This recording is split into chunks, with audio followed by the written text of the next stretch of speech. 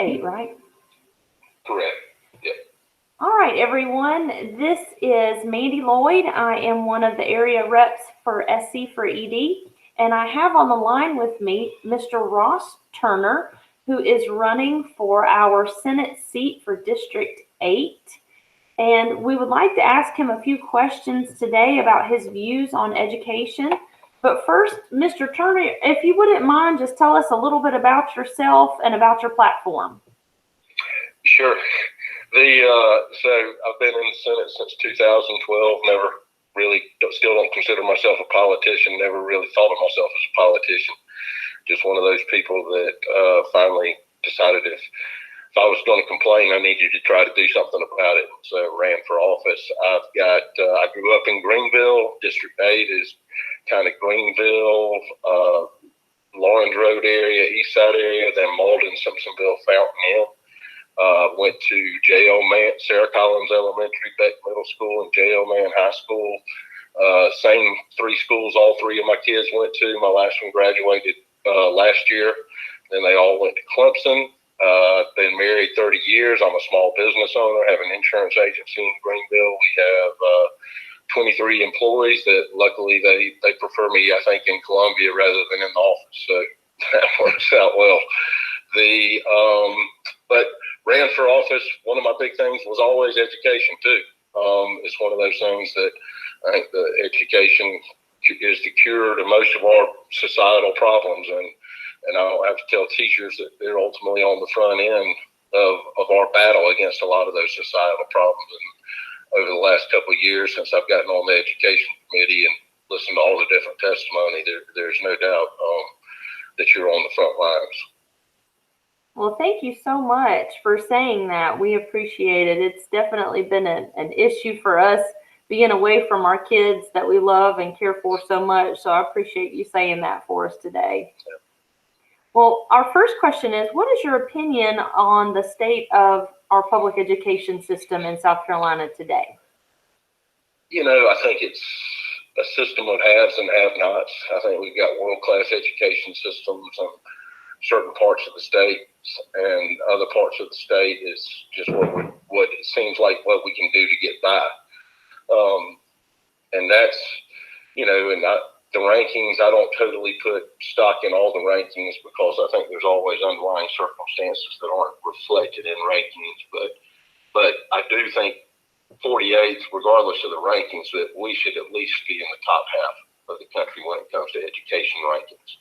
And I think we've got the potential of that here. And to me, that's, again, one of the more important issues going forward. Yes, sir. Yes, sir. I know in comparison to some of the other states, when I look at our standards and all that we require of our students, our graduation requirements, I know we do require a lot more than some of the other states in the U.S., but they don't ever say that whenever they're doing our rankings. You know, we're at the bottom of the pile there, but they don't talk about how rigorous South Carolina is compared to a lot of these other states. You're exactly right. So what's a lot more than minimally adequate. That's right.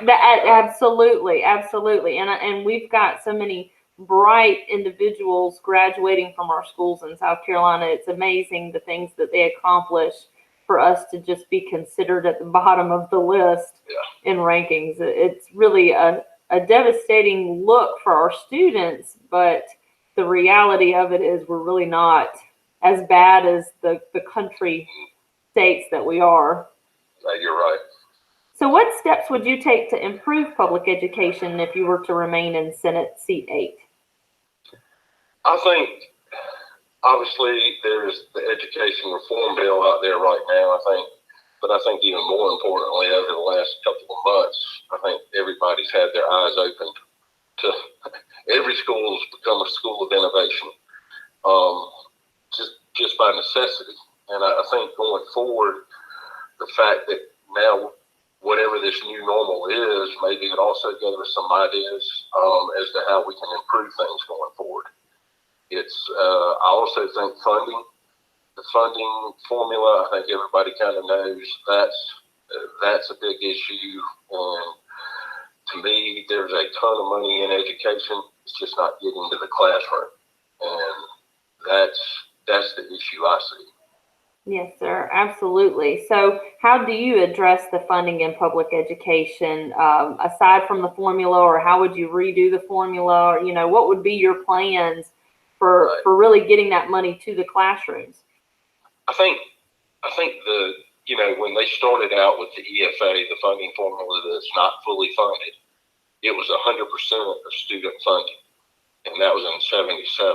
And now here we are, 43 years later, and that EFA funding portion is only 38% of the total funding per student. And so when we're not funding that, but we're funding this other 62%, what's in the other 62% is my question. And what we found out in hearings, a lot of things is driven by programs. And then what we heard in meetings was, this program is great for this district, but it's not so great for this district, even though there's the money following it. And so my idea, and the cry always here, is flexibility. And so my thought is, let's look at that other 62%. If it's 30% of it, 25% of it even, that we can take the program strings off of it, increase the student funding formula from 38% and get it up closer to 65% of the formula again, and pump that money back into the formula per student, and take the strings off so that the teachers and the schools can decide what's best for their students. I think that's the best way to go.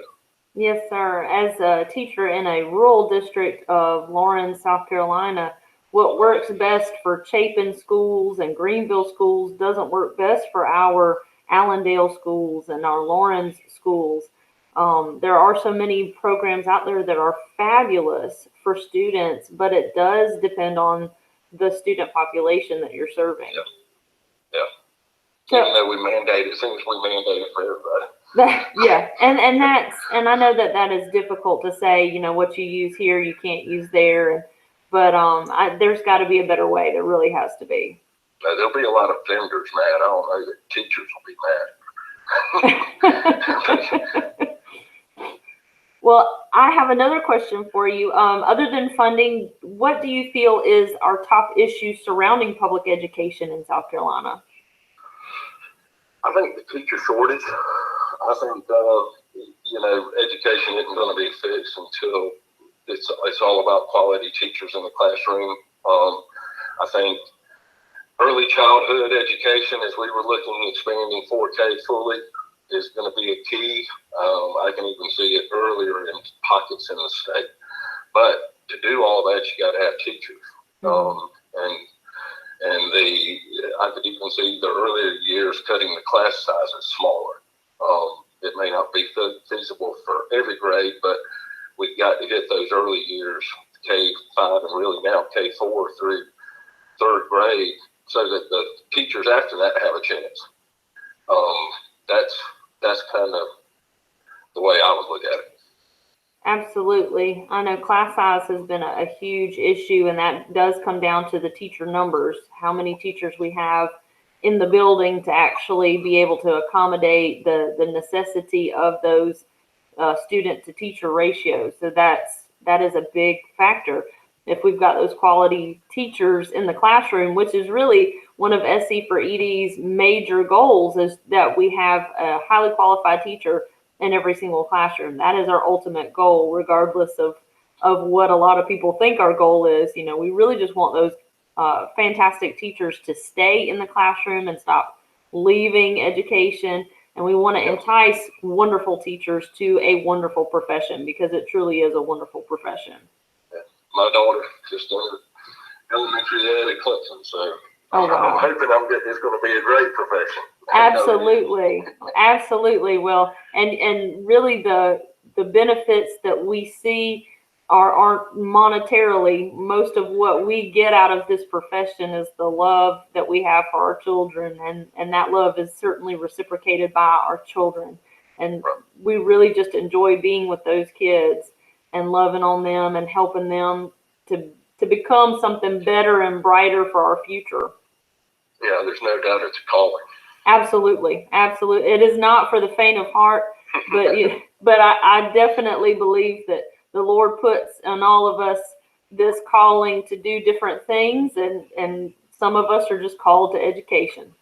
Yeah, and thank you. Well, I'm happy to be in it. I really am, and a lot of us are really in love with the profession. We just hope that people appreciate it for what it truly is. Well, one of our last questions is, considering how well the school districts and the students and teachers have done during this global pandemic and this quarantine situation in South Carolina, how well educators continue to actually provide instruction after this pandemic canceled state testing and other assessments. What are your opinions about those accountability measures of certain state testing? Because, one of the things that we hear a lot of complaints of is the mounds and mounds of state testing that we give here in South Carolina. So since we have ceased a lot of that this year, how do you feel about those accountability measures? I think the accountability, obviously, there's got to be accountability. Everybody has accountability. But I also see this pandemic and the way it shifted education and the way we deliver education overnight. And now that we're able to drop testing, all this testing, I think it gives us a chance to kind of take the step back. We had already done that in committee and got rid of several tests as part of the education bill that right now hasn't been passed or anything, so that doesn't do any good. But I do think this gives us a chance to step back, and instead of just turning the faucet back on in a year, cutting all the tests back on, I think this is a great time to say, no, these are the tests we're going to use, and these are the tests we're not using. Absolutely. And hopefully if you are reelected, that can be something you can push for us up there at the state level. Because there's no doubt. It's really just about that kid, and I think, if we catch them in the early years, all these other issues just seem to get a little easier. Absolutely. And I know there are so many other forms of assessments and accountability that can be a vital use for our students, and some of the ideas of using portfolios is a great idea. I think as long as we're managing the numbers of requirements for these students for that portfolio, as well as for the teachers, to where it's a manageable, realistic goal, I think a portfolio is certainly about a viable form of assessment compared to some of these constant mandated state tests that don't really show what the child's learned, but just shows that the child can take a test. Yeah. As someone that didn't test well, I can assure you that I feel that pain. Absolutely. As myself included on that, I was never a great test taker. I've got 3 degrees, 2 in chemistry, but when it came to those standardized testing, the anxiety racked up, and I just looked like a fool on paper. But that isn't the measure of a child. It really is not. No, I definitely see that. Well, I think that was all of our major questions that we had for our candidates. Is there any other additional comments that you would like to make on the field of education? No, I appreciate every day what y'all do, and I think parents now have a totally new appreciation for what y'all do every day. And that's in a very small classroom of one-on-one a lot of time for them. But so I think now is a great time for education, and I really do believe, as bad as this pandemic may have been, it may be a great way to jumpstart some new ideas.